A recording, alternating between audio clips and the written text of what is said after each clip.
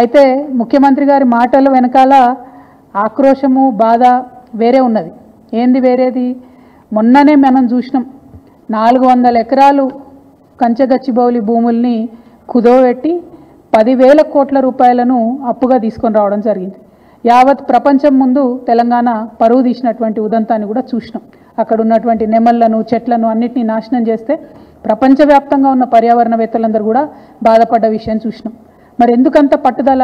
ఎందుకు ఆ భూములు అమ్మాలి? ఎందుకు 10,000 కోట్లు తెచ్చుకోవాలి అంటే ముఖ్యమంత్రి గారు కంప్లీట్గా ఆలోచన ఏంటంటే తెలంగాణ రాష్ట్రంలో టీఎస్ఐఐసిలో, ఇదివరకు టీఎస్ఐఐసి అన్నాము, ఇప్పుడు వాళ్ళు టీజీఐఐసి అంటున్నారు, ఇండస్ట్రియల్ ఇన్ఫ్రాస్ట్రక్చర్ డెవలప్మెంట్ కార్పొరేషన్లో 1,75,000 ఎకరాల పైచిలకు భూమి కేసీఆర్ గారు జమ చేసి పెట్టిండ్రు.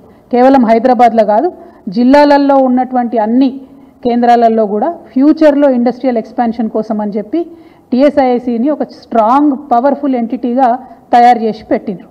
ఇవాళ రేవంత్ రెడ్డి గారి కుట్ర ఏంటంటే ఆ భూములన్నింటినీ కూడా కుదవబెట్టాలి.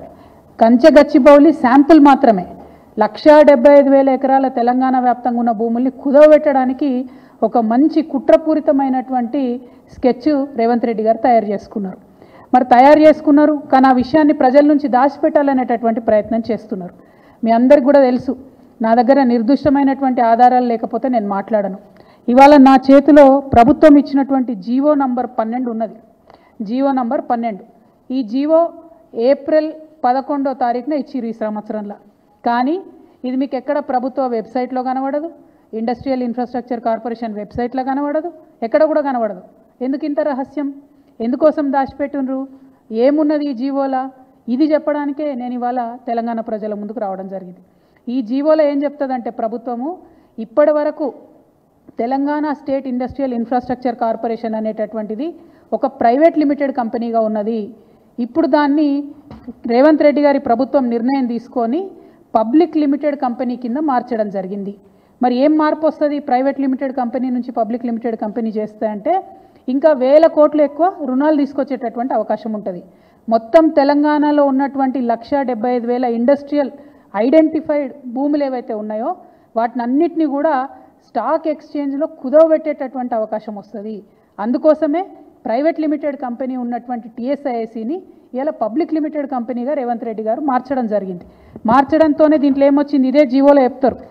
మార్చుతూ వాళ్ళు నిర్ణయం తీసుకుంటే ఏమొచ్చిందంటే the company got listed on 11/12/2024 at national stock exchange and the company status got change to high value debt listed entity.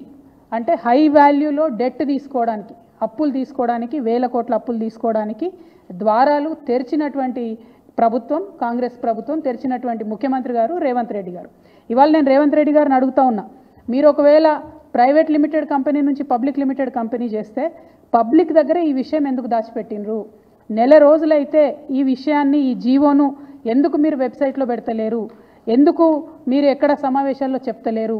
ఒకవేళ ఈ మార్పు చేయడానికి, private limited to public limited చేయడానికి మీరేమైనా నిపుణుల కమిటీ వేసిండ్రా? ఎందుకోసం తెలంగాణ భూములన్నీ తీసుకుపోయి స్టాక్ ఎక్స్చేంజ్లో కుదవబెడుతున్నారు? స్టాక్ ఎక్స్చేంజ్ మన చేతిలో ఉంటుందా? దానిలో ఒకసారి లాభాలు రావచ్చు, ఒకసారి నష్టాలు రావచ్చు.